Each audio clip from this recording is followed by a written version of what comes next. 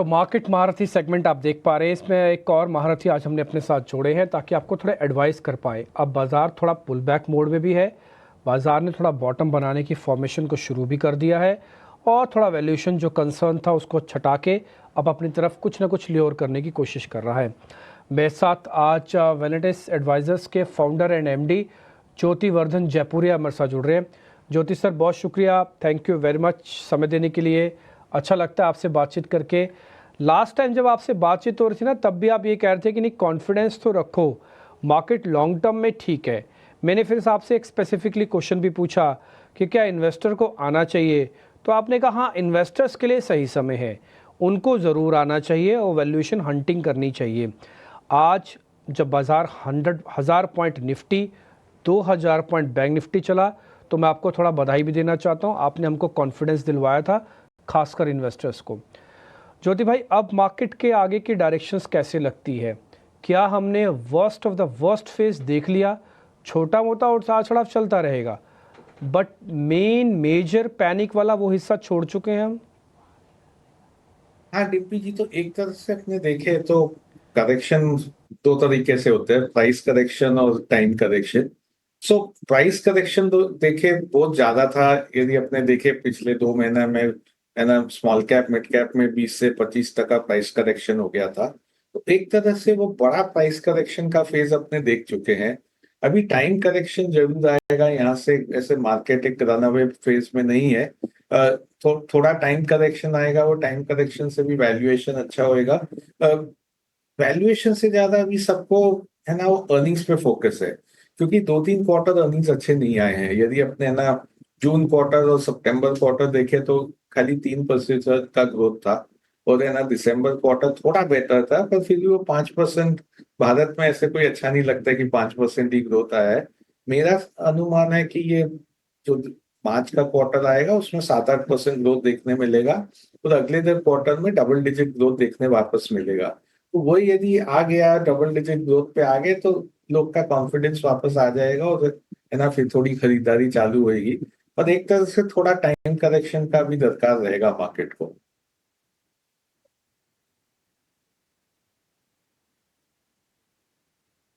बिल्कुल, तो ये नज़रिया बाजार पर, लेकिन इसके अलावा सेक्टर्स की बात करें तो सर, कौन से सेक्टर्स आपको लगता है कि वैल्यूएशन सब अट्रैक्टिव हो गए हैं और मार्केट को लीड करते हुए कौन से वो सेक्टर्स नजर आएंगे? तो पिछली बार मैंने बैंकिंग का बात किया था, तो बैंकिंग अभी भी अच्छा लग रहा है। बैंकिंग का मेन वैल्यूएशन का ही था माहौल। तो हम लोग 10 साल का वैल्यूएशन देखते रहते हैं कि 10 साल का एवरेज वैल्यूएशन क्या है और अभी करंट वैल्यूएशन क्या है। तो बैंकिंग ये एक सेक्टर है जहाँ पे है ना करंट वैल्यूएशन 10 साल के वैल्यूएशन से कम है। तो बैंकिंग काफी अट्रैक्टिव लग रहा है और वो हम लोग है ना खरीदते जा रहे हैं। दूसरा सेक्टर है सीमेंट, जो अच्छा लग रहा है। उसमें दो चीज हुए, काफी कंसोलिडेशन हो गया सेक्टर में। कई है ना छोटे प्लेयर लोग को बड़े प्लेयर खरीद लिए हैं। तो ज्यादातर देखे हैं, यदि ग्लोब में कहीं भी देखते हैं, तो जब कंसोलिडेशन होता है कोई भी सेक्टर में तो प्राइसिंग पावर आ जाता है। दूसरा, डिमांड अभी काफी अच्छा है, गवर्नमेंट स्पेंडिंग चालू हो जाएगा तो डिमांड अच्छा रहेगा। सेक्टर कंसोलिडेट हो चुके हैं, तो वहां पे थोड़ा प्राइसिंग पावर आने के कारण सीमेंट अच्छा हो जाएगा। तीसरा, हम लोग फार्मा पे अभी भी नजर है। फार्मा अभी भी हम लोग ओवरवेट है। फार्मा पे बस एक ही दिक्कत है कि अभी जो टैरिफ सिनेरियो है, अप्रैल 2 को ना यूएस में उन लोग टैरिफ डालने वाले हैं। वहां का कोई को क्लैरिटी नहीं है, टैरिफ आएगा नहीं आएगा, कितना टैरिफ आएगा और उससे कुछ प्रॉफिटेबिलिटी चेंज होएगा क्या। पर वो इवेंट को छोड़ देवे तो फार्मा में अर्निंग्स ग्रोथ काफी विजिबिलिटी है अभी। ज्योति सर, बहुत शुक्रिया आपका समय देने के लिए। अभिषेक बोल रहा हूँ।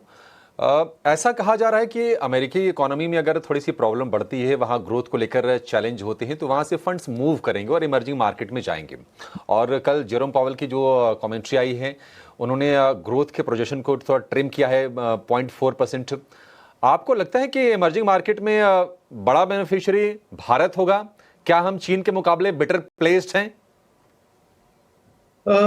तो अभिषेक जी, ये क्या है कि हर 6 महीना में कभी चीन अच्छा हो जाता है, कभी भारत।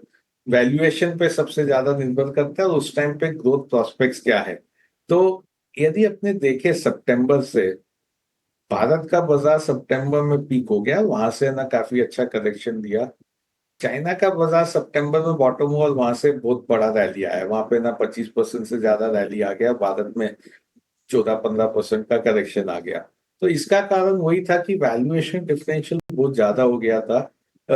चीन है ना भारत के मुकाबले आधा वैल्यूएशन पे था, यदि अपने पी देखे या कोई, तो इसके कारण है ना पैसा वहां मूव हुआ और काफी अंडर परफॉर्म कर गया था वो बाजार। अब है ना एक तरह से इंडिया का पोजीशन अच्छा हो गया, दो चीज बेहतर हो गई है। एक तो जो इंडिया का वैल्यूएशन है वो काफी अच्छे हो गए, क्योंकि रिलेटिव वैल्यूएशन देखे तो भारत है ना करीब अभी 18.5 टाइम पे ट्रेड होता है, और करीब 60% प्रीमियम पे ट्रेड हो रहा है इमर्जिंग मार्केट पी के। पर ये हरदम प्रीमियम पे ही ट्रेड होता है, तो यदि एवरेज प्रीमियम देखे पिछले 20 साल का तो है ना 60% है, तो मोर और लेस एवरेज प्रीमियम पे आ गए हैं। दूसरा है ना इमर्जिंग मार्केट फंड भारत में अंडरवेट हो गए हैं, तो अंडरवेट होने के कारण यहाँ से कहीं ना कहीं है ना वो अंडरवेट से लोग न्यूट्रल जाएंगे भारत में। जब न्यूट्रल जाएंगे तो पैसा भारत में आएगा, इनफ्लो आता है कि आउटफ्लो कम हो जाता है वो डिपेंड करता है कि इमर्जिंग मार्केट में पैसा आए कि नहीं। पर वहां से ना क्योंकि अपने अंडरवेट हो गए, लोग है ना कहीं खरीदारी करेंगे। तो मेरा अनुमान है कि जो ज्यादा एफआई कल अपने बेच हर महीना वो लोग 80,000 से 1 लाख करोड़ बेच रहे हैं, वो धीमे धीमे कम हो जाएगा अगले 3-4 महीने में, और हो सकता है अपने ना 6-8 महीने में उनसे पॉजिटिव फ्लो देखने लग जाएंगे। ठीक है, डन। ज्योति सर, अब आगे चल के मार्केट्स के ट्रिगर कौन से होंगे जो इम्पैक्ट डालेंगे? मल्टीपल ट्रिगर ग्लोबल के भी हो सकते हैं, डोमेस्टिक भी हो सकते हैं, बट इम्पैक्टफुल ट्रिगर कौन से होंगे जिसको मार्केट बहुत गंभीरता से देखेगा और रिएक्शन भी देगा? तो देखिए, एक तो है ना डर है सबको टैरिफ्स का, जो अप्रैल 2 को टैरिफ आने वाला है, और भारत को ही नहीं पूरी दुनिया में क्या होएगा कोई को पता नहीं। अभी लग रहा नहीं जैसे यूएस एडमिनिस्ट्रेशन ही पूरा है ना सोच लिया है कि क्या टैरिफ, कैसे ये रेसिप्रोकल टैरिफ फंक्शन होंगे। पर उसका एक डर जनरली सबको है कि भाई ये क्या टैरिफ पे कर देगा, और उससे ना पूरा ग्लोबल ट्रेड डिस्टर्ब हो जावे तो सब इकोनॉमीज कहीं पे स्लो डाउन हो जाए। तो वो एक बहुत महत्वपूर्ण ट्रिगर है। दूसरा है ये जो है ना यूक्रेन रशिया का जो वॉर है, वो सीज फायर की तरफ बढ़ रहा है, हो सकता है कुछ प्रॉब्लम रिजॉल्व हो जाए, तो उसके कारण यदि ग्लोबल कमोडिटी प्राइसेस गिरे तो भारत के लिए बहुत अच्छा होएगा। अपने देखे तो कच्चा तेल ऑलरेडी है ना काफी घट गया है, जो अपने मैक्रो इकोनॉमी के लिए बहुत अच्छा है। बाकी सब कमोडिटी गिर जाए तो सब जगह जो इन्फ्लेशनरी प्रेशर है वो कम हो जाएगा। तो ग्लोबली ये दो ट्रिगर है जिसको ध्यान में रखना चाहिए। भारत में सबका फोकस रहेगा अर्निंग्स पे, कि क्या ये अर्निंग्स है ना वापस से रिकवर हो रहा है कि नहीं। तो वो एक बहुत अभी जब है ना नंबर्स आएंगे अपने दिसंबर मार्च क्वार्टर के, तो वहां पे थोड़ा रिकवरी हम लोग एस्टिमेट कर रहे हैं कि दिखना चाहिए। गाइडेंस भी थोड़ा पॉजिटिव होना चाहिए कंपनी का, तो उस पर ध्यान देना चाहिए। भारत में एक और ट्रिगर आ सकता है कि कोई ब्याज घटे थे और शायद वापस से 25 बेसिस पॉइंट का ब्याज घट सकता है। बिल्कुल, तो ये नज़रिया ग्लोबल मैक्रो फैक्टर्स को लेकर, लेकिन दो और सेक्टर्स पर आपकी राय जानना चाहूंगी। एक है IT sector, globally expose sector है और ग्लोबली ग्रोथ कंसर्न्स है जिसके चलते बेरिश नज़रिया यहाँ पर बना हुआ है। और दूसरा metal sector, year to date basis पर आउट परफॉर्मर तो रहा है, लेकिन चाइना से कोई पॉजिटिव डेटा तो नहीं आया। इन दोनों सेक्टर्स पर आपकी क्या राय होगी, आईटी और मेटल्स? तो हम लोग में दोनों ग्लोबल सेक्टर पे थोड़े अंडरवेट है। जनरली हम लोग का अनुमान है कि ग्लोबल इकोनॉमी काफी है ना वीक रहेगा। चाइना में जो है इकोनॉमी में उन लोग बदलाव करने का कोशिश कर रहे हैं, कंजम्पशन बढ़ाने का कोशिश कर रहे हैं, इन्वेस्टमेंट घटाने का कोशिश कर रहे हैं। तो इन्वेस्टमेंट घटेगा तो स्टील डिमांड पे असर पड़ेगा, नेगेटिव असर पड़ेगा। वहां पे एक ट्रिगर था जो अभी आ गया कि भाई भारत में ना कोई ड्यूटीज बढ़ाएंगे तो उस हिसाब से थोड़ा स्टील प्राइसेस बढ़ सकेगा, और वो शॉर्ट टर्म ट्रिगर उसी लिए खेल रहे थे। पर लॉन्गर टर्म हम लोग स्टील पे नेगेटिव है। आईटी पे भी ज्यादातर है ना हम लोग का ज्यादा ओवरवेट पोजीशन नहीं है, हम लोग है ना अंडरवेट ही आईटी पे। तो उसका कारण वो है कि यूएस में स्लो डाउन के संकेत देखने को मिल रहे हैं। तो यूएस में यदि स्लो डाउन होएगा तो आईटी का डिमांड का विजिबिलिटी जो है ना वो काफी कम हो जाएगा। वैल्यूएशन इतने कोई सस्ते नहीं है कि है ना वो ऑब्जॉर्व कर सके, तो उस टाइम पे थोड़ा ना अंडर परफॉर्म कर सकता है ये सेक्टर।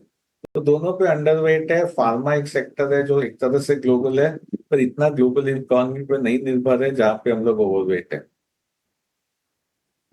ठीक है सर। सर एक सवाल आपसे जरा वायर एंड केबल सेक्टर पर लेंगे, क्योंकि देखिए बैक टू बैक दो बड़े कॉन्ग्लोमरेट ने इसमें एंट्री की घोषणा की है। पहले बिरला ग्रुप ने अल्ट्राटेक के जरिए कहा कि निवेश करेंगे 18,000 करोड़ रुपए का। उसके बाद अब अडानी ग्रुप की तरफ से आ गया है कि वो भी इन्वेस्टमेंट कर रहे हैं, अपनी सब्सिडरी के जरिए एक ज्वाइंट वेंचर फॉर्म कर रहे हैं। जो एग्जिस्टिंग प्लेयर्स हैं, आपको मतलब क्या लगता है, आपने स्टडी तो की होगी, आपसे लोग पूछ भी रहे होंगे, क्या डिस्ट्रप्शन होगा इस स्पेस में, वायर एंड केबल वाले स्पेस में?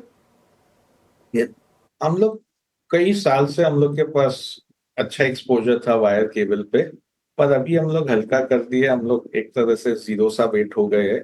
उसका महत्वपूर्ण कारण था वैल्यूएशन कि कंपनीज अच्छी है, काफी है ना, ब्रांड कॉन्शियस है सब लोग, और इसमें ब्रांडिंग अच्छा था उनका, पर वैल्यूएशन बहुत महंगे हो गए थे। और जब वैल्यूएशन महंगे हो जाते हैं तो मार्जिन ऑफ सेफ्टी कम हो जाता है, और ये मार्जिन ऑफ सेफ्टी डिस्टर्ब हो सकता है क्योंकि दो प्लेयर आ गए।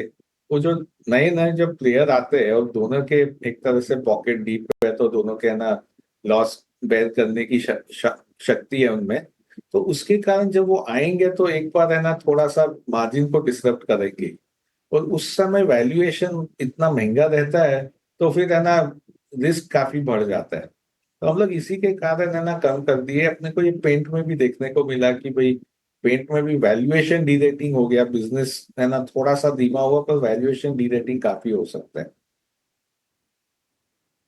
ठीक है, वैल्यूएशन कंप्रेशन डी रेटिंग उस पर थोड़ा सा असर हो सकता है। देखते होंगे कि देखना होगा कि मार्जिन पर किस तरह का प्रभाव पड़ता है। निश्चित तौर पर बड़े प्लेयर आएंगे, थोड़ा सा डिस्टर्ब तो मार्केट करेंगे। ज्योति सर, बहुत शुक्रिया आपका, बहुत ही विस्तार से आपने तमाम पहलुओं पर आपने नजर डाला और हमें और हमारे दर्शकों का आपने मार्गदर्शन किया। बहुत शुक्रिया सर, आपसे जल्दी फिर से मुलाकात होगी।